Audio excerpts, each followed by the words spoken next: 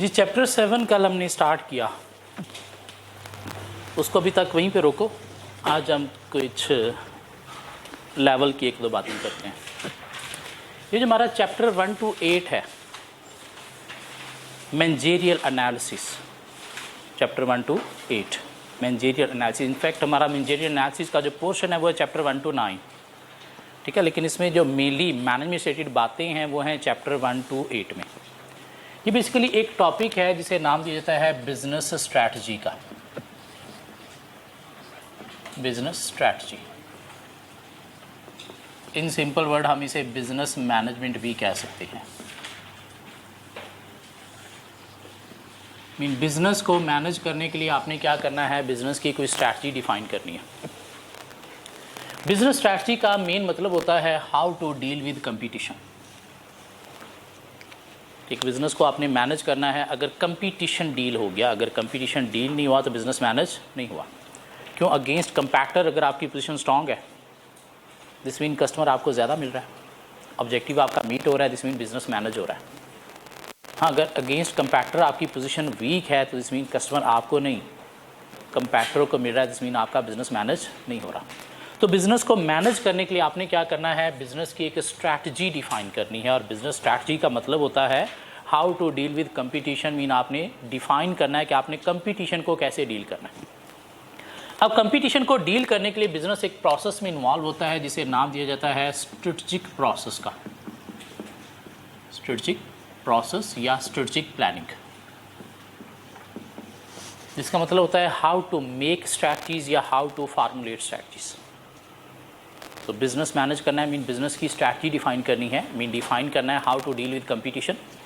और कंपटीशन को डील करने के लिए बिजनेस एक प्रोसेस में इन्वॉल्व होता है जिसे क्या नाम देता है, स्ट्रेटजिक प्रोसेस या strategic planning. Mean how to make strategies या how to formulate strategies.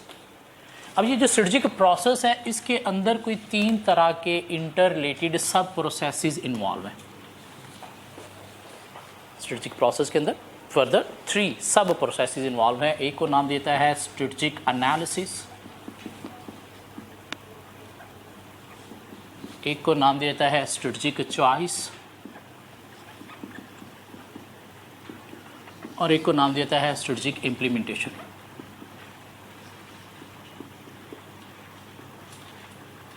Strategic analysis, strategic choice and strategic implementation.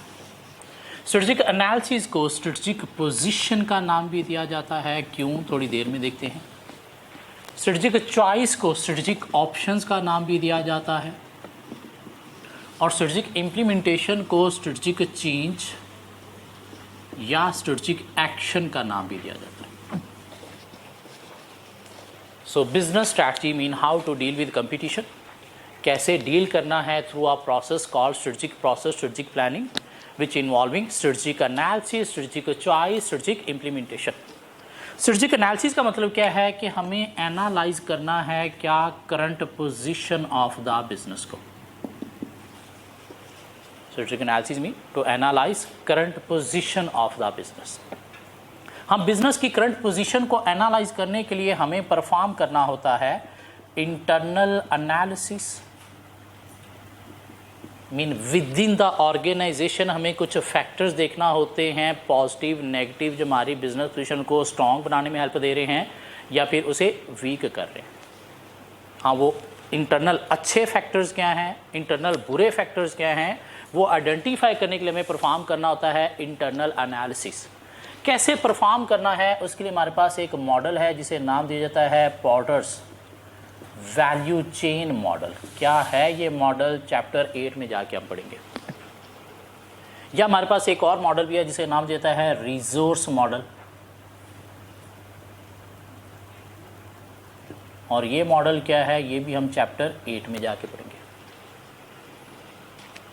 Mean strategic process involving strategic analysis, strategic choice, strategic implementation. Mean एक business strategy कैसे define करता है, तो define करते वक्त पहले वो क्या परफॉर्म करता है, स्ट्रेटजिक एनालिसिस मीन अपनी पोजीशन को एनालाइज करता है, या वो फैक्टर्स जो आपकी पोजीशन को अफेक्ट कर रहे हैं उनको एनालाइज करता है, पॉजिटिव नेगेटिव दोनों। हम वो factors within the organisation देखने के लिए परफॉर्म किया जाता है इंटरनल एनालिसिस। कैसे? थ्रू पॉटर्स वैल्यू चेन या फिर थ्रू रिसोर्स मॉडल। कहते हैं पोजीशन को एनालाइज करने के लिए सिर्फ इंटरनल नहीं, हमने परफॉर्म करना है एक्सटर्नल एनालिसिस भी। External analysis mean outside the organisation भी कुछ फैक्टर्स हैं जो हमारी पोजीशन को अफेक्ट करते हैं, हमने वो भी एनालाइज करने। एक्सटर्नल एनालिसिस का मतलब क्या है कि हमने देखना है एनवायरनमेंट को। एनवायरनमेंट में कल पोर्टर ने बताया एनवायरनमेंट का मतलब क्या था, इंडस्ट्री मार्केट को, एंड हाउ इट में चेंज, और देखना है कि उसमें क्या चेंजेस आ रही हैं या फ्यूचर में आ सकती हैं।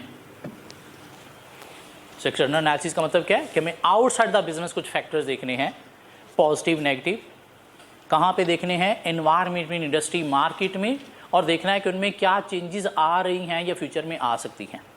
अब कहते हैं एक फर्म जो है, एक कंपनी जो है वो दो तरह के एनवायरनमेंट में ऑपरेट करती है। So a firm operate in two types of environment.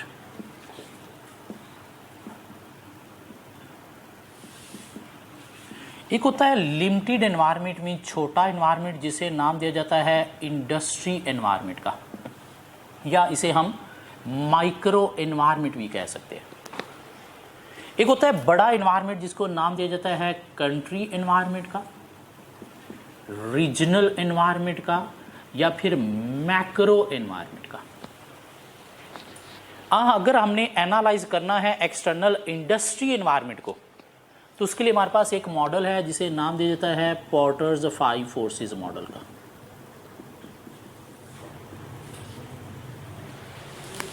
हाँ, अगर हमने मैक्रो एनवायरनमेंट को एनालाइज करना है, मीन कंट्री एनवायरनमेंट को एनालाइज करना है, मीन पूरे कंट्री को, सिर्फ इंडस्ट्री के हद तक नहीं, पूरे कंट्री को अगर हमने एनालाइज करना है, तो उसके लिए हमारे पास मॉडल है जिसे नाम दिया जाता है पेस्टल का।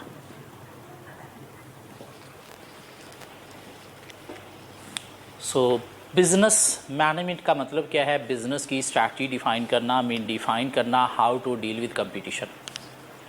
और कंपटीशन को डील करने के लिए बिजनेस एक प्रोसेस में इन्वॉल्व होता है, जिसे क्या नाम देता है, strategic process, strategic planning, mean how to make strategies या how to formulate strategies. And strategic process involving strategic analysis, strategic choice and strategic implementation. Strategic analysis का मतलब क्या है, to analyse current position of the business, या to analyze factors affecting position of the business. Mean position को analyse करने के लिए हमने कुछ इंटरनल फैक्टर्स देखने हैं, जिसके लिए हमें परफॉर्म करना है इंटरनल एनालिसिस, जहाँ से हमें दो तरह के फैक्टर्स पता चलेंगे, पॉजिटिव भी और नेगेटिव भी। जो पॉजिटिव इंटरनल फैक्टर हैं वो हमारे बिजनेस की होती हैं स्ट्रेंथ्स, और जो नेगेटिव इंटरनल फैक्टर्स हैं वो हमारे बिजनेस की होती हैं वीकनेसेस। और अगर हमारी स्ट्रेंथ ज़्यादा है, वीकनेसेस कम है, दिस मीन हमारी पोजीशन स्ट्रांग है। लेकिन अगर हमारी वीकनेसेस ज़्यादा हैं, स्ट्रेंथ कम है, दिस मीन पोजीशन वीक है, तो उसे स्ट्रॉन्ग कैसे बनाना है, वो बनाने के लिए फिर हम एंटर होते हैं स्ट्रेटेजिक चॉइस और स्ट्रेटेजिक इम्प्लीमेंटेशन। पोजीशन को एनालाइज करने के लिए हमें सिर्फ इंटरनल नहीं, एक्सटर्नल एनालिसिस परफॉर्म करना है, मीन आउटसाइड द ऑर्गेनाइजेशन भी कुछ फैक्टर्स हैं जो हमारे बिजनेस को अफेक्ट करते हैं, वो भी देखने हैं। कहाँ पे, इंडस्ट्री मार्केट के अंदर, वहाँ से भी हमें दो तरह के फैक्टर पता चलेंगे। पॉजिटिव वो होती हैं हमारे बिजनेस की क्या अपॉर्चुनिटीज़, और नेगेटिव हमारे बिजनेस के लिए क्या होते हैं, थ्रेट्स होते हैं। तो वो आइडेंटिफाई करने के लिए हमें क्या परफॉर्म करना है, एक्सटर्नल एनालिसिस। एक्सटर्नल एनालिसिस का मतलब क्या है, इन्वायरमेंट को देखना और उसके अंदर चेंजेस को देखना। और एक बिजनेस दो तरह के इन्वायरमेंट में ऑपरेट करता है। मीन जब भी हमने external mean environmental analysis perform करना है, तो हमने दो तरह के इन्वायरमेंट को एनालाइज करना है। एक होता है macro environment, mean country level पे फैक्टर देखना, और वो क्या देखना है, पेस्टल, मीन कंट्री लेवल पे पॉलिटिकल फैक्टर को देखना है, पूरे कंट्री की इकॉनमी को देखना है, पूरे कंट्री की सोसाइटी, सोशल फैक्टर्स, सोसाइटी की एटीट्यूड, प्रेफरेंसेस देखनी है, टेक्नोलॉजी देखनी है, और लॉ रेगुलेशन देखने हैं। नहीं, एक छोटा इन्वायरमेंट भी हमने एनालाइज करना है। और छोटा इन्वायरमेंट क्या है, अपनी इंडस्ट्री की हद तक फैक्टर्स को देखना। और अपनी इंडस्ट्री की हद तक जब आपने फैक्टर देखने हैं, तो उसके लिए आप क्या परफॉर्म करोगे, पेस्टल नहीं, पोर्टर 5 फोर्सेस। अपनी इंडस्ट्री के अंदर आप देखोगे threat of new enters, mean मेरी इंडस्ट्री के अंदर नए इन्वेस्टर्स के एंटर होने का थ्रेट हाई है या फिर लो है। अपनी इंडस्ट्री के अंदर आप देखोगे कि मेरी इंडस्ट्री की जो प्रोडक्ट हैं इसके सब्स्टिट्यूट अवेलेबल हैं या नहीं है। मेरी इंडस्ट्री के अंदर सप्लायर की बारगेनिंग पावर स्ट्रांग है या वीक है। मेरी इंडस्ट्री के जो कस्टमर हैं इनकी बारगेनिंग पावर स्ट्रांग है या वीक है, पूरे कंट्री की नहीं, अपनी इंडस्ट्री की। और मेरी इंडस्ट्री के अंदर कंपैटिटिव राइवरी मीन कंपटीशन स्ट्रांग है या वीक है। मीन कंपटीशन किन के अगेंस्ट देखा है? वो बिजनेस जो आप जैसी प्रोडक्ट बना रहे हैं कहाँ पे एग्जिस्ट करते हैं, आपकी इंडस्ट्री के अंदर पूरे कंट्री लेवल पे आपने नहीं देखा। क्या कहला है? तो अगर एग्जामिनर कह दे कि आपने मैक्रो एनवायरनमेंट एनालाइज करना है तो फिर हम अप्लाई करेंगे पेस्टल। नहीं, एग्जामिनर कहता है कि नहीं आपने इंडस्ट्री एनवायरनमेंट को एनालाइज करना है तो फिर हम क्या अप्लाई करेंगे? Porter 5 forces. क्यों? एनवायरनमेंट दो तरह के होते हैं, एक माइक्रो मीन इंडस्ट्री एनवायरनमेंट, छोटा एनवायरनमेंट मीन अपनी इंडस्ट्री की हद तक फैक्टर्स को देखना, और एक बड़ा एनवायरनमेंट मीन कंट्री लेवल पे, रीजनल लेवल पे या मैक्रो एनवायरनमेंट को एनालाइज करना। तो उसमें हम क्या देखेंगे? पेस्टल फैक्टर्स को देखेंगे। सो बिजनेस स्ट्रैटेजी का मतलब क्या है? How to deal with competition. Competition को डील करने के लिए बिजनेस इन्वॉल्व होता है एक प्रोसेस में called strategic process, involving 3 interrelated sub processes: strategic analysis, strategic choice and strategic implementation. Strategic analysis mean to analyse current position of the business, या to analyze the factors affecting position of the business, कि क्या factors हैं जो हमारे business को affect कर रहे हैं या फ्यूचर में कर सकते हैं। मीन यहां से हमें पता चलेगा कि इधर हमारी पोजीशन स्ट्रांग है या फिर वीक है। पोजीशन स्ट्रांग कब होगी? जब हमारी स्ट्रेंथ और अपॉर्चुनिटी ज्यादा होंगी, वीकनेसेस और थ्रेट्स कम होंगे। पोजीशन वीक कब होगी? जब वीकनेसेस और थ्रेट्स ज्यादा हैं और अपॉर्चुनिटी और स्ट्रेंथ कम है। तो अगर वीक है तो क्या हमने इसको वीक रहने देना है या स्ट्रांग बनाना है? स्ट्रांग बनाना है। तो स्ट्रांग बनाने के लिए फिर हम एंटर होंगे कहाँ पे? स्ट्रेटेजिक चॉइस में। यहाँ पे हम क्या देखेंगे? जनरेट करेंगे ऑप्शंस, मीन देखेंगे कि पोजीशन स्ट्रांग बनाने के लिए हमारे पास क्या ऑप्शंस अवेलेबल हैं। उन ऑप्शंस को हम क्या करेंगे? इवैल्यूएट करेंगे। मीन हर ऑप्शन के प्रॉन्स कॉन्स देखेंगे, कॉस्ट बेनिफिट देखेंगे, और उन ऑप्शन में से एक बेस्ट ऑप्शन हम क्या करेंगे? सिलेक्ट करेंगे। और यहां से जो ऑप्शन सिलेक्ट करेंगे जिससे हमारी पोजीशन स्ट्रांग बन सकती है, उसे हमने फिर बाद में क्या करना है? इम्प्लीमेंट करना है। मीन उसके अकॉर्डिंगली ऑर्गेनाइजेशन के अंदर चेंजेस लानी है, उसके अकॉर्डिंगली कुछ एक्शन परफॉर्म करने हैं ताकि हमारी पोजीशन स्ट्रांग बन जाए। मीन पहले हम फैक्टर्स देखते हैं जो हमारी पोजीशन को अफेक्ट कर रहे हैं, अपनी पोजीशन को देखते हैं कि स्ट्रांग है या वीक है। अगर स्ट्रांग है तो उधर जाने की जरूरत नहीं है, बस ठीक है, जैसे मैनेज हो रहा है ऐसे मैनेज करना है। लेकिन अगर पता चला कि वीकनेसेस और थ्रेट्स ज़्यादा हैं, मीन हमारी पोजीशन वीक हो गई है, तो फिर उसे स्ट्रांग बनाने के लिए हमने एंटर होना है कहाँ पे? स्ट्रेटेजिक चॉइस में। यहाँ पे हमने देखना है कि पोजीशन स्ट्रांग बनाने के लिए हमारे पास क्या ऑप्शंस अवेलेबल हैं। हर ऑप्शन को इवैल्यूएट करेंगे, उसके कॉस्ट बेनिफिट एडवांटेज देखेंगे और एक बेस्ट ऑप्शन सिलेक्ट करेंगे। और यहाँ से जो ऑप्शन सिलेक्ट होगी उसे हमने बाद में क्या करना है? इम्प्लीमेंट करना है। मैंने उसके अकॉर्डिंगली चेंजेस लानी है, उसके अकॉर्डिंगली एक्शन परफॉर्म करने हैं ताकि पोजीशन को स्ट्रांग बनाया जा सके। एक एग्जांपल डिस्कस करते हैं। आज से कोई 4-5 साल पहले मार्केट के अंदर एक नई टेक्नोलॉजी आई थी, 3G 4G टेक्नोलॉजी। दुनिया में तो अब 5G भी आ चुकी है, पाकिस्तान में नहीं आई। हाँ, पाकिस्तान में आज से कोई 5 साल पहले 3G 4G टेक्नोलॉजी आई थी। आप शायद काफ़ी छोटे थे तब, अगर थोड़ा सा फिर भी अगर दिमाग को अपने लेके जाओ वापस, आपको याद होगा सबसे पहले ये टेक्नोलॉजी किसके पास आई थी। ये टेक्नोलॉजी आने से पहले ना मार्केट के अंदर 2 कंपनीज की बड़ी स्ट्रॉन्ग पोजीशन थी, एक था वारिद और एक था मोबलिंक। बाकी यूफोन, टेलीनॉर, जोंग तो खैर आई तब हैं, इनकी मार्केट में अच्छी पोजीशन नहीं होती थी। मीन सारी मार्केट किसके पास थी? मोबलिंक के पास या वारिद के पास। जितने भी मोबाइल फ़ोन पुराने यूज़र हैं उनके नंबर आप देखो, या तो मोबलिंक के होंगे या फिर वारिद के होंगे। मीन यूफोन, टेलीनॉर, जोंग, इनके पास बहुत कम कस्टमर था। लेकिन ये सबसे पहले जो टेक्नोलॉजी आई थी, सबसे पहले ये टेक्नोलॉजी आई थी किसके पास? टेलीनॉर के पास, जोंग के पास। वहाँ से यूफोन ने भी ले ली। 3G टेक्नोलॉजी मार्केट में आई, सबके पास आ गई, मोबलिंक ने भी ले ली। वारिद कुछ अरसा तक डेटा एज पे ही चल रहा था। इन वारिद ने बहुत जल्दी ये टेक्नोलॉजी अडॉप्ट 3G नहीं की थी, बल्कि कुछ के पास 3G थी, जोंग के पास 4G भी आ गई थी। और इससे क्या हुआ? वारिद का कस्टमर जो है वो पोर्टअप होके मूव होना शुरू हो गया अदर नेटवर्क पे। मीन टेक्नोलॉजी आने से पहले मार्केट में स्ट्रॉन्ग पोजीशन थी वारिद की और मोबलिंक की। हाँ, मोबलिंक भी 3G पे चला गया तो उसका कस्टमर रुक गया, लेकिन वारिद बहुत लेट गया था तो इसका कस्टमर मूव होना शुरू हो गया अदर नेटवर्क पे। तो वारिद ने देखा भाई मेरी पोजीशन क्या हो रही है? वीक हो रही है। इसने क्या किया? स्ट्रेटजिक एनालिसिस परफॉर्म किया, मैंने अपनी पोजीशन को एनालाइज किया और पोजीशन को एनालाइज करने से पता चला कि एक टेक्नोलॉजिकल फैक्टर है 3G 4G टेक्नोलॉजी जो मार्केट में बाकियों के पास आ गई है, मैंने अभी तक ये टेक्नोलॉजी अडॉप्ट नहीं की, इस वजह से कस्टमर मूव हो रहा है, पोजीशन वीक हो रही है। तो वारिद मूव हुआ कहाँ पे? स्ट्रेटजिक चॉइस में। देखा क्या पोजीशन स्ट्रॉन्ग बनाने के लिए मेरे पास ऑप्शन क्या है। तो पहले इसने देखा जी ऑप्शन क्या है मेरे पास। एक तो 3G टेक्नोलॉजी मार्केट में अवेलेबल है, एक 4G टेक्नोलॉजी भी अवेलेबल है, और एक टेक्नोलॉजी और नई 4G LTE सबसे फास्टेस्ट वो भी अवेलेबल है जो अभी तक किसी ने नहीं अडॉप्ट की। तो 3 ऑप्शन इसके पास आ गई, 3G 4G LTE, जिनके थ्रू पोजीशन को स्ट्रॉन्ग बनाया जा सकता है। अब इसने क्या किया, तीनों ऑप्शंस को इवैल्यूएट किया, इनके प्रॉन्स कॉन्स देखे। 3G देखा बाकी सबके पास भी है, अगर मैं भी सिर्फ 3G ले लेता हूँ तो क्या मेरा कस्टमर वापस आएगा या बाकियों का कस्टमर मेरी तरफ आ जाएगा? नहीं। फ़ायदा है क्या? सस्ती है, इन पैसा इतना नहीं लगेगा, टेक्नोलॉजी भी आ जाएगी, लेकिन नुकसान क्या है क्योंकि कंपैटिटिव एडवांटेज इसके थ्रू हमें नहीं मिलेगा। इन अगेंस्ट कंपैटिटर कुछ यूनिकनेस हो वो नहीं है। 4G को देखा, अभी तक सिर्फ एक कंपैटिटर जोंग के पास है, तो लेने से क्या होगा, बाकियों का कस्टमर या एटलीस्ट मेरा कस्टमर जो उधर गया है वो वापस आ जाएगा, और इतनी महंगी भी नहीं है, क्यों एक कंपैटिटर ने अगर ख़रीद लिया तब बाकियों को सस्ती मिलेगी। एक तीसरी टेक्नोलॉजी भी है 4G LTE जो सबसे फास्टेस्ट अभी किसी के पास नहीं है, अगर हम ले लें तो कंपैटिटिव एडवांटेज बल्ले बल्ले हो जाएगी, बाकियों का कस्टमर भी शायद इधर आ जाएगा। लेकिन मसला है कि अभी तक किसी ने बाय नहीं की, तो बिड प्राइस पहले हमें पे करना पड़ेगी, मीन कॉस्टली है, और जब आपकी पोजीशन वीक होती है तो पैसा नहीं होता।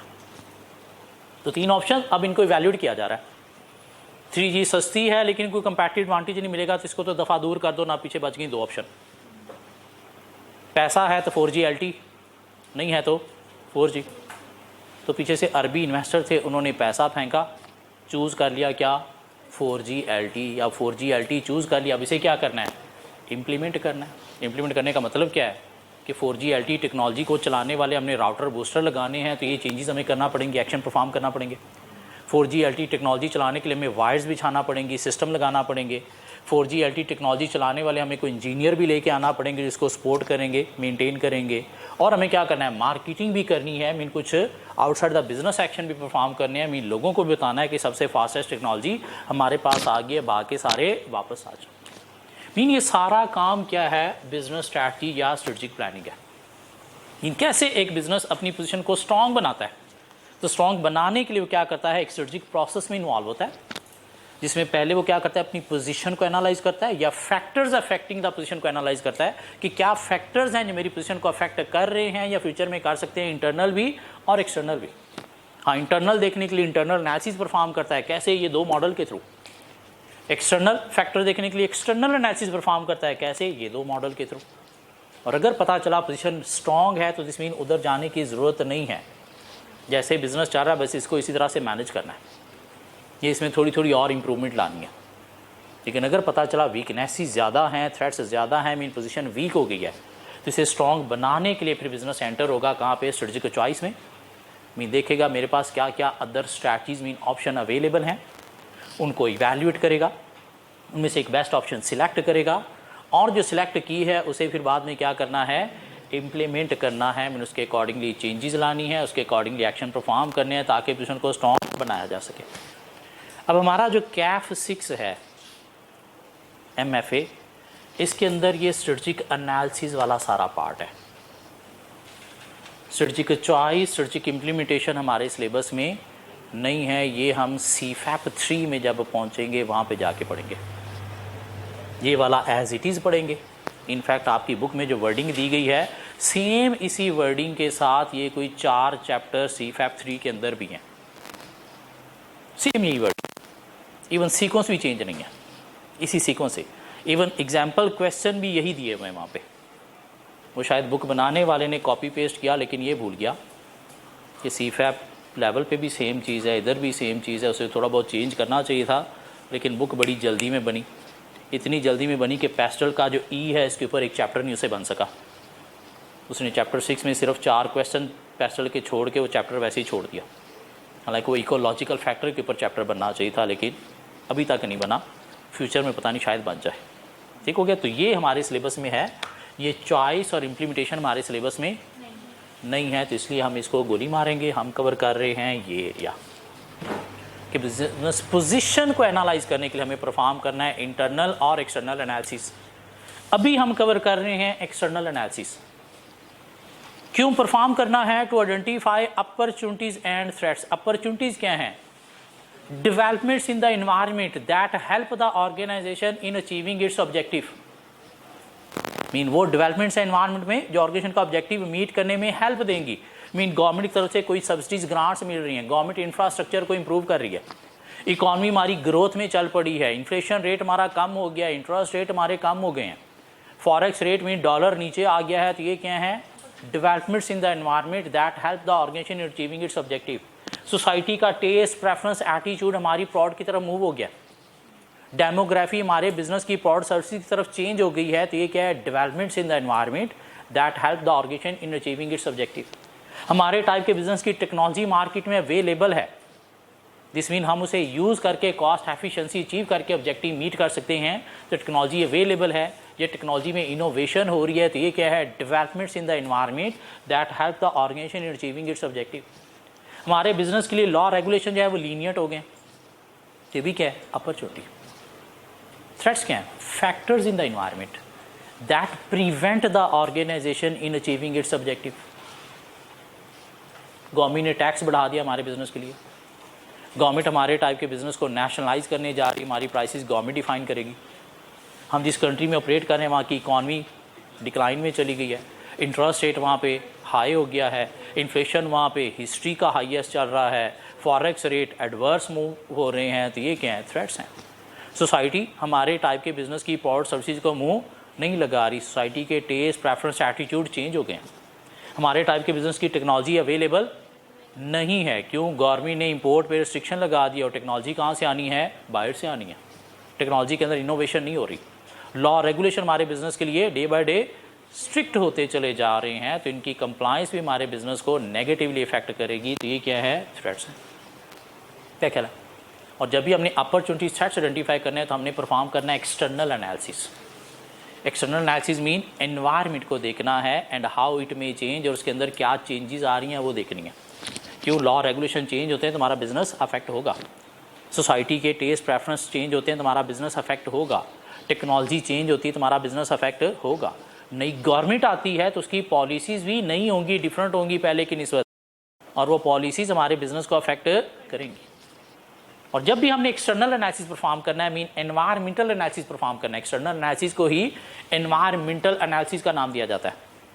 और ये जब भी परफॉर्म करना है तो हमने देखना है जी एक फर्म दो तरह के एनवायरनमेंट में ऑपरेट करती है।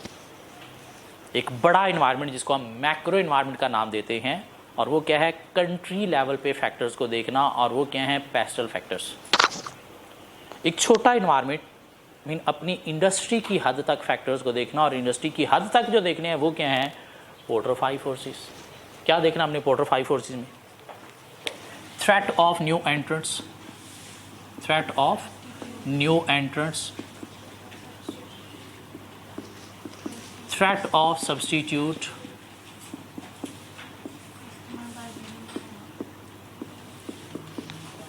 Bargaining power of supplier,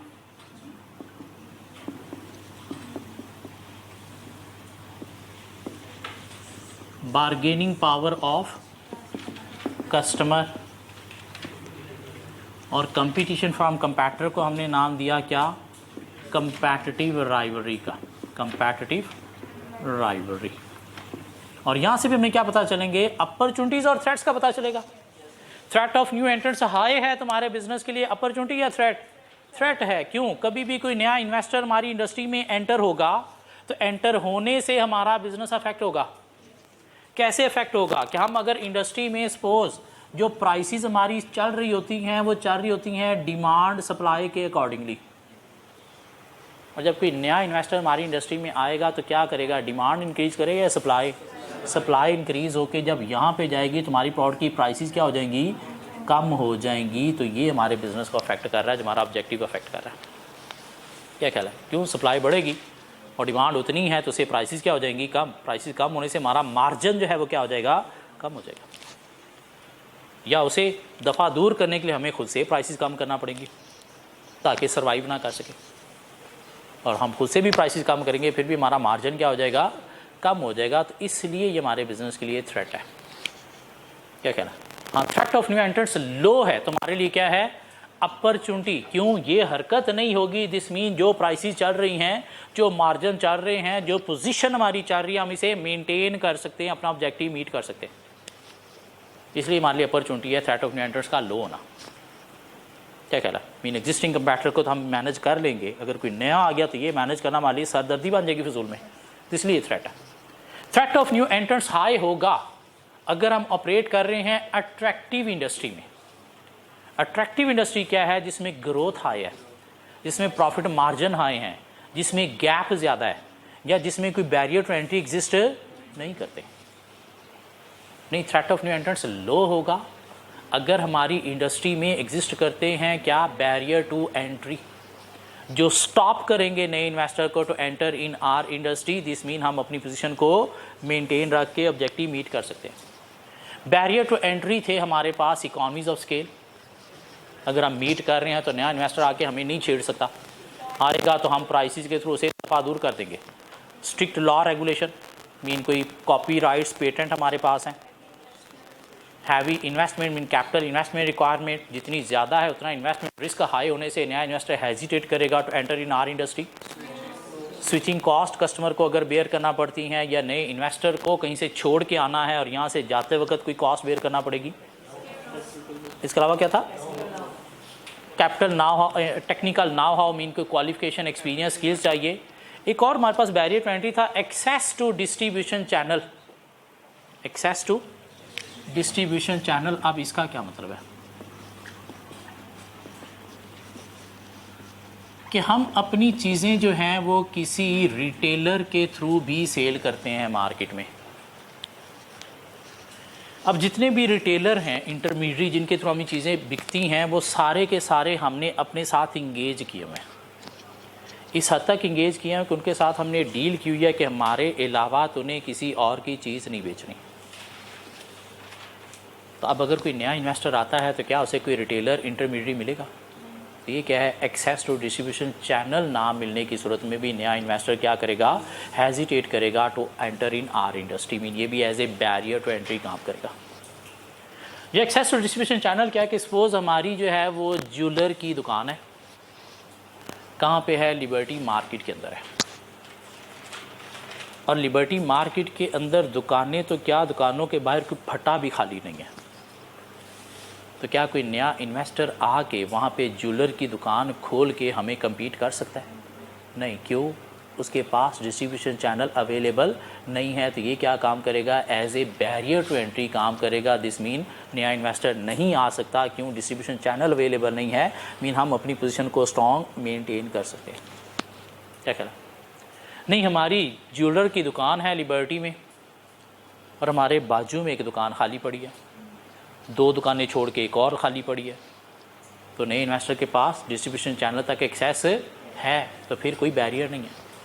mean फिर क्या है, threat of new entrants high होगा। क्यों? कभी भी यहाँ पे आके कोई ज्वेलर की दुकान खोल के हमारे बिजनेस को, हमारे कस्टमर को अफेक्ट कर सकता है।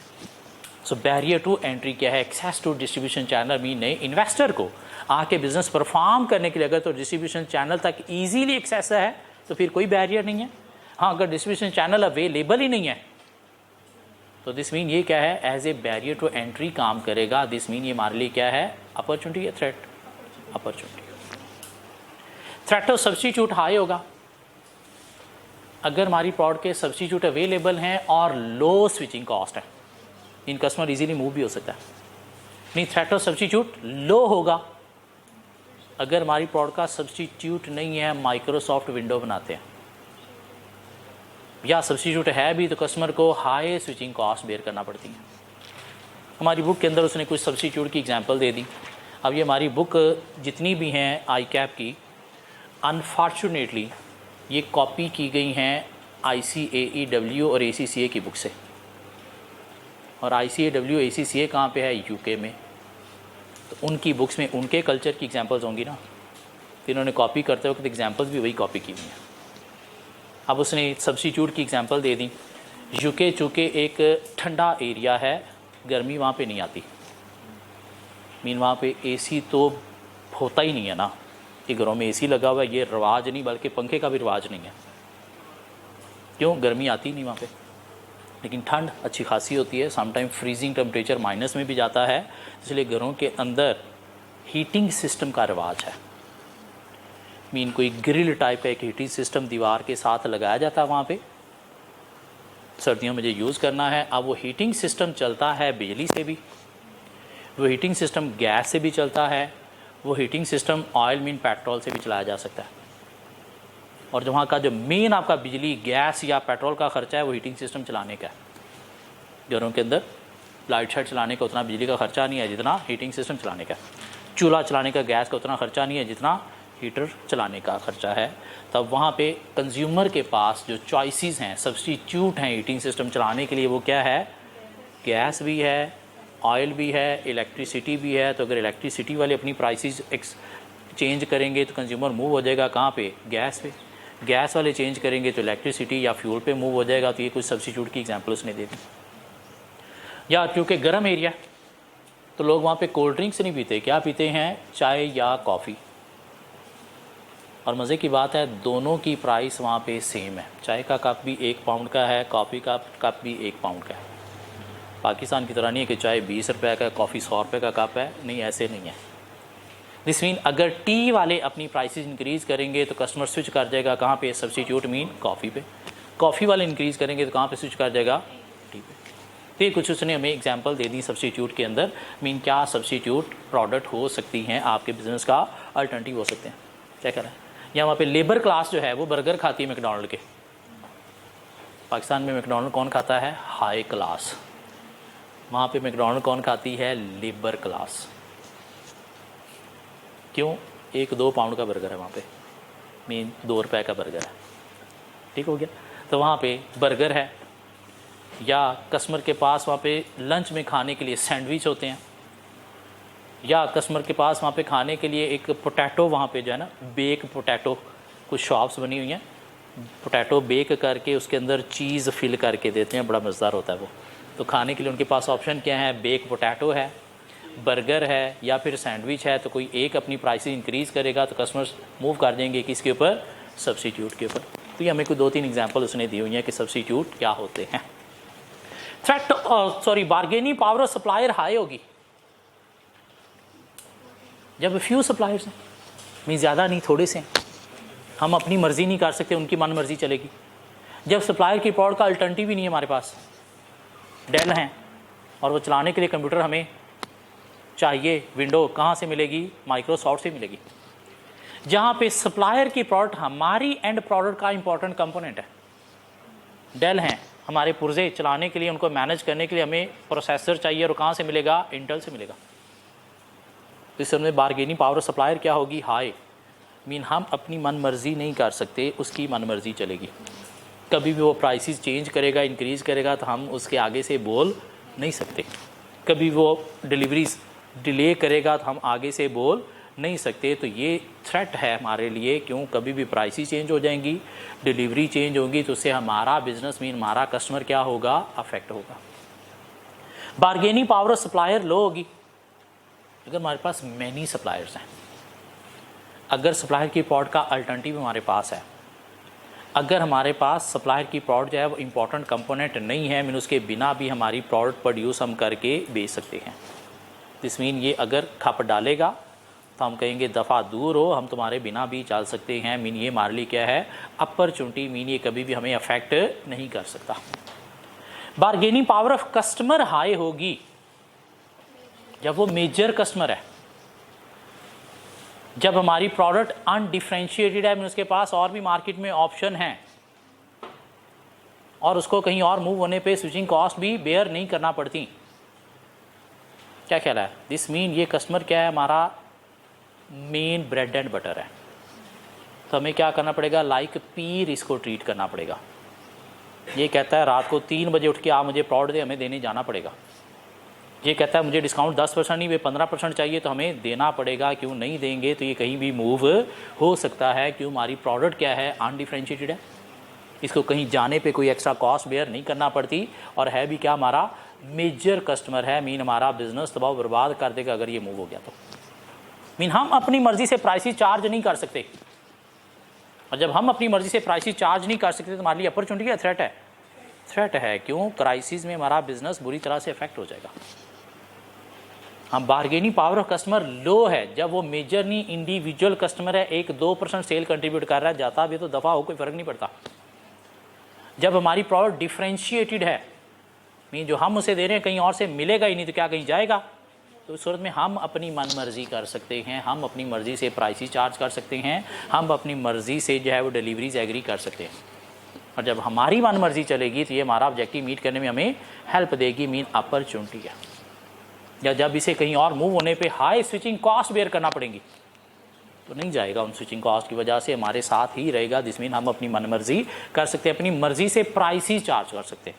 बार्गेनिंग प्राइसेस के पॉइंट ऑफ व्यू से है कि आइदर उसकी बार्गेनिंग पावर स्ट्रॉन्ग है तो वो प्राइसेस जो कहेगा हमें उस पर माल देना पड़ेगा, नहीं हमारी बार्गेनिंग पावर स्ट्रॉन्ग है, दिस मीन हम अपनी मर्जी से प्राइसेस मार्जिन एग्री कर सकते हैं। कंपैटिटिव राइवरी स्ट्रॉन्ग होगी जब हमारी इंडस्ट्री में मैनी कंपैटिटर्स हैं, मीन गंद बचा हुआ है, बहुत सारे कंपैटिटर हैं, एक को मैनेज करते हैं, दूसरा कुछ नया करके बैठा होता है, उसे मैनेज करते हैं, तीसरा कुछ और करके बैठा होता है। तो दिस मीन कंपटीशन में कभी भी हमारा मार्जिन अच्छी तरह से अचीव नहीं होगा, हमें प्राइसेस भी कम रखना पड़ती हैं, हमें फजूल मार्केटिंग के हैवी एक्सपेंडिचर भी बेयर करना पड़ते हैं। तो इस सूरत में हमारे लिए क्या है, थ्रेट है। नहीं, फ्यू कंपैटिटर्स हैं तो उन्हें हम मैनेज कर सकते हैं, उन्हें हम मैनेज कर सकते हैं। तो ये हमारे लिए अपॉर्चुनिटी है कि हम किसी मेन सेलिब्रिटी के थ्रू मार्केटिंग करेंगे, बाकी शायद नहीं कर रहे तो कस्टमर एक दफ़ा खींच लेंगे हम, तो ये क्या है, अपॉर्चुनिटी है। डिपेंड करती है कंपैटिटिव राइवरी प्रोडक्ट डिफरेंशिएशन पे भी, कि अगर तुम्हारी प्रोडक्ट डिफरेंट है, अदर कंपैटिटर के पास है ही नहीं, तो उसमें कंपैटिटर हमें नहीं छेड़ सकते, हमारा कस्टमर नहीं खींच सकते, बल्कि डिफरेंशिएशन की बेस पर हम उनका कस्टमर खींच सकते हैं। तो कंपैटिटिव राइवरी क्या होगी, लो। नहीं, अगर हमारी प्रोडक्ट अनडिफरेंशिएटेड है, बाकी भी वही दे रहे हैं, तो कभी भी उसमें ज़रा सा एक एक्स्ट्रा फीचर दे दिया उन्होंने, ज़रा सी प्राइस कम कर दी, ज़रा सी मार्केटिंग ज़्यादा कर दी, तो हमारा कस्टमर अपनी तरफ खींच सकते हैं। मीन कंपैटिटिव राइवरी क्या है, स्ट्रॉन्ग है। डिपेंड करती है इंडस्ट्री ग्रोथ रेट पे भी, कि अगर तो इंडस्ट्री ग्रोथ रेट हाई है, मीन नया नया कस्टमर आई जा रहा है इंडस्ट्री के अंदर, तो सबको अपना अपना शेयर मिल रहा होता है, वहाँ पे कंपटीशन आपको इतना तंग नहीं कर रहा होता। हाँ, जब इंडस्ट्री ग्रोथ रेट लो हो जाती है, मीन नया कस्टमर नहीं आ रहा, तो हर कोई एग्जिस्टिंग कस्टमर को ही अपनी अपनी तरफ खींचने की कोशिश में लगा होता है, प्राइस वार्स चल रही होती हैं, तो उस में कंपैटिटिव राइवरी आपको तंग कर रही होती है, मीन आपके लिए थ्रेट बनी होती है। डिपेंड करती है साइज स्ट्रेंथ ऑफ बिजनेस पे भी, कि अगर आपके बिजनेस की size strength as compare to competitor large है, दिस मीन जो इकोनॉमीज ऑफ स्केल आप मीट कर रहे हो, जो प्राइसेस आप ऑफर कर रहे हो, कंपैटिटर इस पे नहीं आ सकता, तो कंपैटिटिव राइवरी क्या होगी, लो, वीक। नहीं, अगर कंपैटिटर के बिजनेस की साइज स्ट्रेंथ आपके बिजनेस से लार्ज है, या आपके बिजनेस जितनी भी है, तो सूरत में भी कंपैटिटिव राइवरी क्या होगी, स्ट्रॉन्ग। क्यों, आप प्राइसेस कम करोगे तो वो भी कर सकता है। हाँ, अगर उसके बिजनेस की साइज स्ट्रेंथ लार्ज है तो वो जितनी कम कर सकता है, आप उतनी अफोर्ड कर ही नहीं सकते, तो सूरत में कंपैटिटिव राइवरी क्या होगी, स्ट्रॉन्ग, जब बिजनेस की साइज स्ट्रेंथ सेम है या लार्ज है कंपैटिटर की। हाँ, आपकी लार्ज है तो कंपैटिटिव राइवरी क्या होगी, वीक। डिपेंड करती है competitive rivalry withdrawal cost, mean barrier to exit पे भी, कि अगर आपकी इंडस्ट्री से विड्रॉ करने पे हैवी कॉस्ट बेयर करना पड़ती है बिजनेसेस को, तो क्या कोई आउट होगा, नहीं, दिस मीन ये गंद, ये कंपटीशन ऐसे ही रहेगा, मीन कंपैटिटिव राइवरी स्ट्रॉन्ग रहेगी। हाँ, अगर आपकी इंडस्ट्री से आउट होने पे विड्रॉल कॉस्ट ज़्यादा नहीं है, मीन ये चीज़ें कोई 80% 70% पे बेची जा सकती हैं स्क्रैप में, या इनको उठा के किसी और इंडस्ट्री में भी जाके बिजनेस किया जा सकते हैं इन्हीं एसेट्स के साथ, जिस मीन छोटे छोटे इन्वेस्टर फ्यूचर में आउट हो जाएंगे, और उनके आउट होने से कंपटीशन क्या हो जाएगा, कम हो जाएगा, तो फ्यूचर में हमारी पोजीशन स्ट्रांग हो सकती है। तो ये क्या है हमारे लिए, अपॉर्चुनिटी। क्या ख्याल है सब, अगर एग्जामिनर हमें एक सिनेरियो दे दें और आपको कहें मॉडल नहीं बताया, और आपको कहा है कि आपने इस बिज़नेस का इंटरनल एनवायरनमेंट एनालाइज करना है, तो फिर हम अप्लाई करेंगे पोर्टर वैल्यू चेन या फिर रिसोर्स मॉडल। ये क्या होते हैं चैप्टर 8 में पढ़ने हमने। नहीं, एक सिनेरियो उसने दे दिया और उसने कहा कि आपने क्या करना है, इसका मैक्रो एनवायरनमेंट एनालाइज करना है। तो पेस्टल मॉडल नहीं उसने बताया। नहीं, उसने कहा कि आपने क्या करना है, इसका इंडस्ट्री एनवायरनमेंट एनालाइज करना है, पोर्टर 5 फोर्सेस। नहीं, आपने क्या करना है, इसका कंपेटिटिव एनवायरनमेंट एनालाइज करना है। कंपटीशन की हमने बात कहाँ पे की है, पोर्टर 5 फोर्सेस। क्यों, इंडस्ट्री को एनवायरनमेंट को एनालाइज करने का मतलब क्या है, कंपटीशन को एनालाइज करना। तो कंपटीशन को एनालाइज करना है या कंपेटिटिव एनवायरनमेंट एनालाइज करना है, तो उस सूरत में भी क्या होगा, पोर्टर 5 फोर्सेस। क्यों, उसके अंदर कंपटीशन की कोई बात नहीं थी। ये कंट्री लेवल पे मैक्रो कोई फैक्टर्स थे जो हमने एनालाइज करने। एग्जामिनर कहता है नहीं, ये सिनेरियो है, आपने इस ऑर्गेनाइजेशन का एक्सटर्नल एनालिसिस परफॉर्म करना है। क्या परफॉर्म करना है, कौन सा मॉडल, दोनों बात करेंगे। External analysis also called environmental analysis, and a firm operate in 2 types of environment, i.e. Industry and macro. And industry environment can be analyzed using Porter 5 forces. Macro environment can be analyzed using Pascal factors, which are as follows. ब्रूम दोनों model apply कर देंगे। नहीं, इस company का आपने environmental analysis perform करना है, नहीं बताया कौन सा, दोनों। क्यों, एनवायरमेंट दो तरह के होते हैं, सिर्फ इंडस्ट्री, सिर्फ कंपैटिटिव एनवायरमेंट तो 5 forces, macro environment pastel, external analysis, environmental analysis तो फिर दोनों। इंटरनल एनालिसिस, इंटरनल एनवायरनमेंट को एनालाइज करना है, पोर्टर वैल्यू चेन या रिसोर्स मॉडल। ये बात समझ आती जी। चैप्टर 7 के अगर आप क्वेश्चंस में आए, चैप्टर 7 के क्वेश्चंस में आए,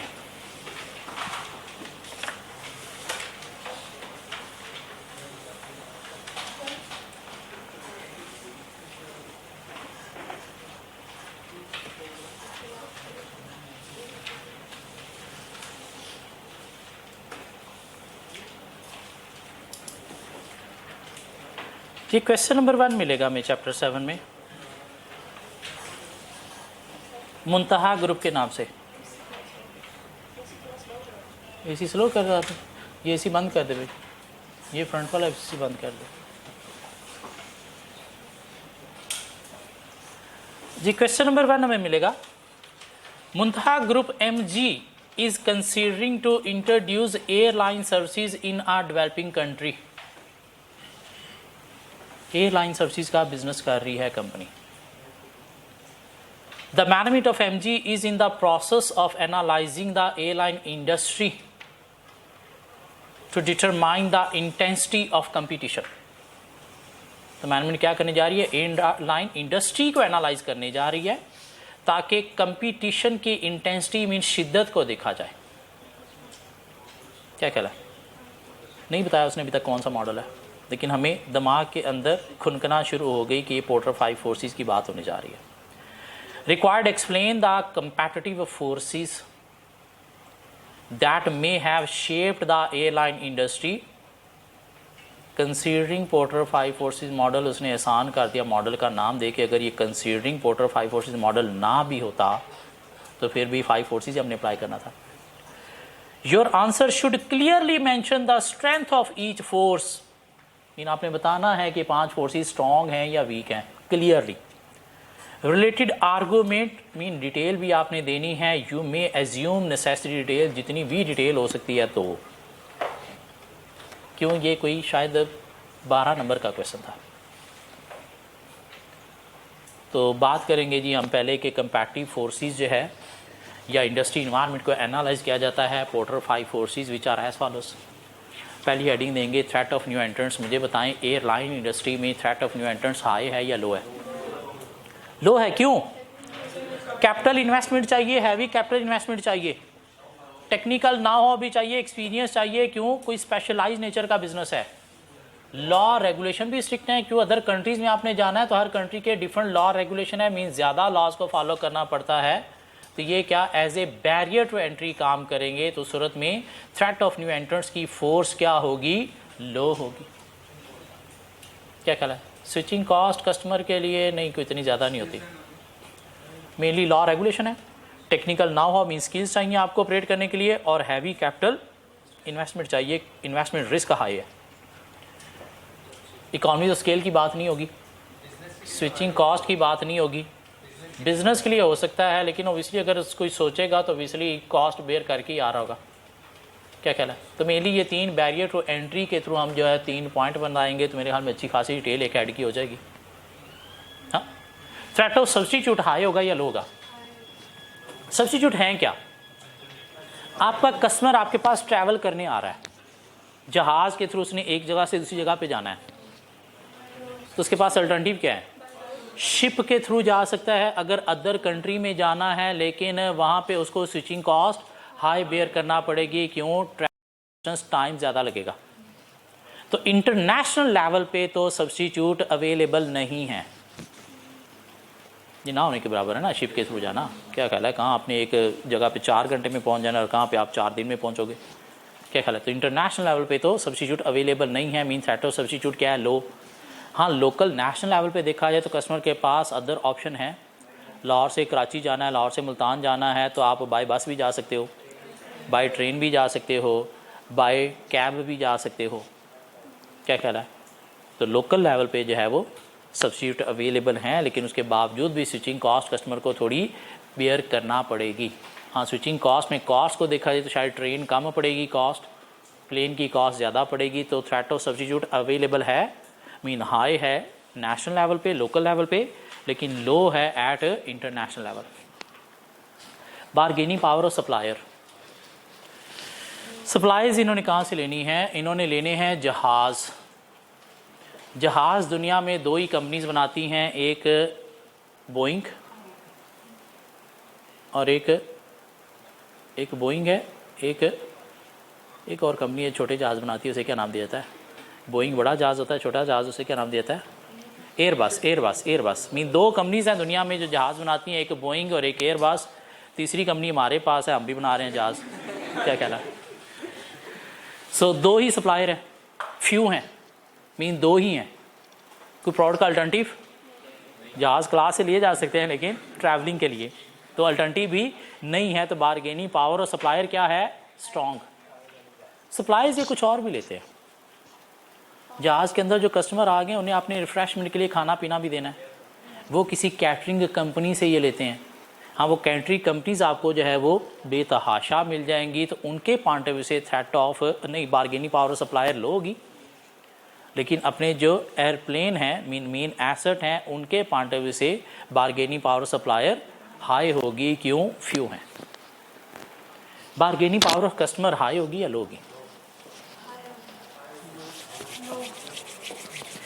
कस्टमर के पास क्या अदर ऑप्शंस अवेलेबल हैं?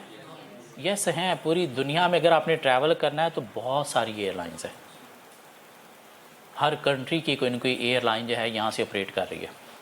आपके अपने कंट्री की PIA भी ऑपरेट कर रही है, आपके अपने कंट्री की भी एयर ब्लू ऑपरेट कर रही है, आपके अपने कंट्री की कुछ और शाहीन टाइप भी एयरलाइन ऑपरेट कर रही हैं। तो कस्टमर के पास ऑप्शंस ज़्यादा हैं। हाँ, स्विचिंग कॉस्ट भी इतनी ज़्यादा बेयर नहीं करना पड़ती। क्यों? जहाज़ में बैठ के आपने जाना है उधर, तो कहीं मेरे जैसे ने तो सो के जाना है। क्या ख्याल है? सबसे जैसे मर्जी हो, मैंने तो बस सोना ही है ना। क्या ख्याल है?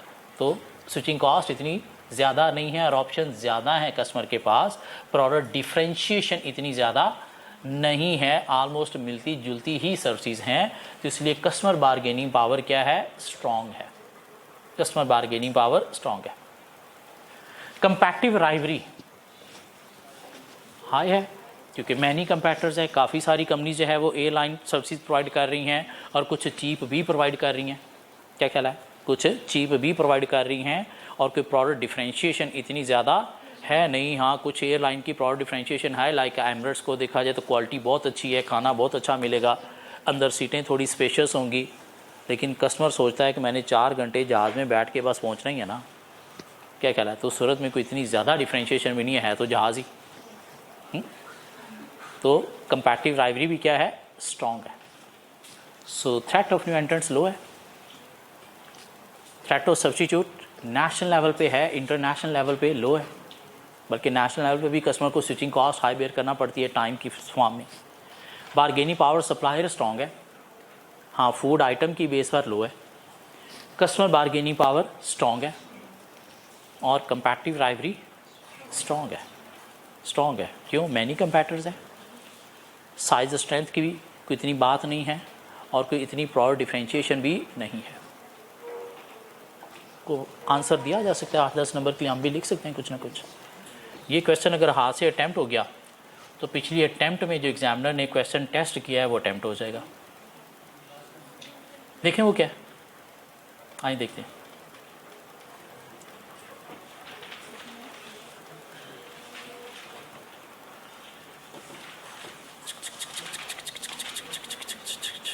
क्वेश्चन नंबर 15 होगा आपके पास बुक में, क्वेश्चन नंबर 15 मिलता है। क्वेश्चन 15 8 नंबर के लिए एग्जामिनर ने टेस्ट किया, शेयर कर लिया आप उसमें। 15 है, इसमें है। साल्तिया, a country in Asia does not allow import of automobiles as a national policy। Automobiles ये क्या होता है? गाड़ियाँ बाहर से गाड़ियाँ की इंपोर्ट बंद है कंट्री के अंदर। It is now considering to dissolve this policy, और अब कंट्री इस पॉलिसी को डिज़ॉल्व बोले तो ख़त्म करने जा रहा है, मीन इंपोर्ट अलाउ करने जा रहा है। Discuss the impact of allowing the import of automobiles on each of the Porter 5 forces competitive forces in Saldia's automobile industry. अगर सपोज आप ऑटोमोबाइल इंडस्ट्री में ऑपरेट कर रहे हो तब ये ऑटोमोबाइल्स मीन इंपोर्टेड गाड़ियों की छूट दे दी जो गवर्नमेंट ने कि बाहर से आ सकती हैं, तो इसका पोर्टर 5 फोर्सेज पे क्या इम्पैक्ट पड़ेगा? Your answer would also clearly mention whether the change policy would strengthen or weaken each of these forces. तो threat of new entrants high होगा या लो होगा? जब गवर्नमेंट ने अलाउ कर दिया कि बाहर से इंपोर्ट हो सकती है, दिस मीन बाहर की कुछ कंपनीज आके यहाँ पे भी ऑपरेट करना शुरू कर देंगी। क्या ख्याल है? तो सूरत में थ्रेट ऑफ न्यू एंट्रेंट्स क्या हो जाएगा? हाई हो जाएगा। क्या कोई बैरियर टू एंट्री होगा? नहीं, गवर्नमेंट ने जब अलाउ कर दिया तो लॉ रेगुलेशन भी स्ट्रिक्ट नहीं रहेंगे, और ओबियसली कैपिटल इन्वेस्टमेंट शायद चाहिए भी, लेकिन ओबियसली जो ऑटोमोबाइल में ऑपरेट कर रहा है तो उसके पास इतना पैसा है तो ऑपरेट कर रहा है, हाँ, और डिस्ट्रीब्यूशन चैनल तक भी एक्सेस होगी। क्यों? जब गवर्नमेंट ने अलाउ कर दिया, कोई रिस्ट्रिक्शन रखी नहीं। थ्रेट ऑफ सब्स्टिट्यूट हाई होगा या लो होगा? गाड़ियों का सब्स्टिट्यूट क्या है? Motorcycle, cycle. और जब बाहर से गाड़ियां आना शुरू हो जाएंगी तो सप्लाई बढ़ेगी या डिमांड बढ़ेगी? सप्लाई बढ़ने से प्राइसेस क्या होंगी? कम होंगी। तो वो लोग जो साइकिल मोटरसाइकिल यूज़ कर रहे थे वो भी स्विच कर जाएंगे कहाँ पे? गाड़ियों पे। तो थ्रेट ऑफ सब्स्टिट्यूट क्या हो जाएगा? लो हो जाएगा। भी लोग सब्स्टिट्यूट मोटरसाइकिल या साइकिल को प्रेफर नहीं करेंगे, वो तो तब प्रेफर करेंगे जब बाहर से गाड़ियाँ नहीं आ रही, सिर्फ लोकल हैं और वो महंगी हैं। जब बाहर से सप्लाई आएगी तो सूरत में बाहर से सस्ती गाड़ियाँ भी आएंगी। क्या कहला? और जब सस्ती गाड़ियाँ आएंगी तो लोगों की अफोर्डेबिलिटी बन जाएगी। अब तो लोग क्या करेंगे? साइकिल मोटरसाइकिल को छोड़ के भी स्विच कर देंगे किसके ऊपर? ऑटोमोबाइल के ऊपर। तो थ्रेट ऑफ सब्स्टिट्यूट क्या हो जाएगा? लो हो जाएगा। क्या ख्याल है इस पॉइंट ऑफ व्यू से? बारगेनिंग पावर सप्लायर हाई होगी या लो होगी? फ्यू सप्लायर रहेंगे या मैनी हो जाएंगे? मैनी हो जाएंगे। क्या ख्याल है? मैनी हो जाएंगे। और जब मैनी हो जाएंगे तो आपके पास ऑप्शन पूरी दुनिया में सप्लायर की बन जाएगी। हाँ, कि अगर आप बाहर से सपोज गाड़ियाँ ला के यहाँ पे बेचना चाहते हो तो सप्लायर बारगेनिंग पावर क्या हो जाएगी? लो हो जाएगी। कस्टमर बारगेनिंग पावर हाई या लो? हाई हो जाएगी, कि उनके पास ऑप्शन ज़्यादा होंगे। काफ़ी सारे सप्लायर गाड़ियाँ बेचने यहाँ पे आ जाएंगे तो कस्टमर के पास ऑप्शन ज़्यादा हो जाएगी। तो और प्रोडक्ट अगर कोई डिफ्रेंशिएटेड है तो शायद कस्टमर बारगेनिंग पावर लो होगी, लेकिन अगर अनडिफ्रेंशिएटेड प्रोडक्ट हैं तो फिर कस्टमर बारगेनिंग पावर क्या होगी? स्ट्रॉन्ग। कंपैटिटिव राइवरी हाई या लो? हाई हो जाएगी। क्यों? लोकल के साथ बाहर की कंपनीज भी यहाँ पे आके अपने शोरूम बना के गाड़ियाँ बेचना शुरू कर देंगे। क्यों? नए नए इन्वेस्टर्स आ जाएंगे ना, तो सूरत में नंबर ऑफ कंपैटिटर्स क्या हो जाएंगे? इंक्रीज हो जाएंगे। क्या ख्याल है?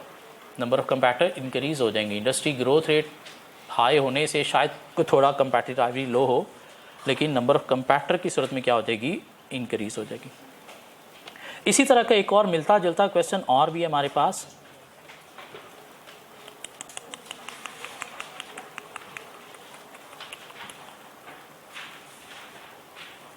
क्वेश्चन नंबर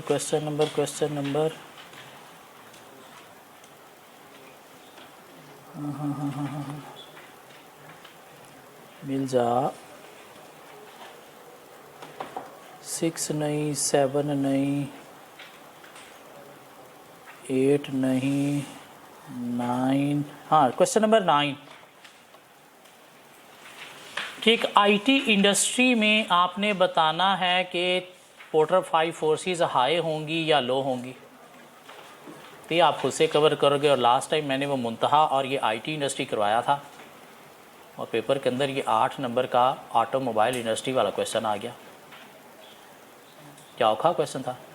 नहीं, अगर मुंतहा आपने कर लिया है तो ये ऑटोमोबाइल इंडस्ट्री वाला क्वेश्चन कुछ भी नहीं है कि आप 8 में से 6 नंबर भी ना ले सको। ज़्यादा से ज़्यादा कोई एक हेड रॉन्ग करोगे, बाकी 5-6 नंबर तो ले लोगे ना। क्या ख्याल है? भाग जाओ, कल मिलते हैं। ये क्वेश्चन कल अटेम्प्ट करके लाने हैं तीनों। आंसर आपके पास बुक में अवेलेबल है, मुंतहा भी, ऑटोमोबाइल वाला भी और ये क्वेश्चन नंबर 9 जो है, ये तीनों कल अटेम्प्टेड फॉर्म में साथ आने चाहिए। ठीक है।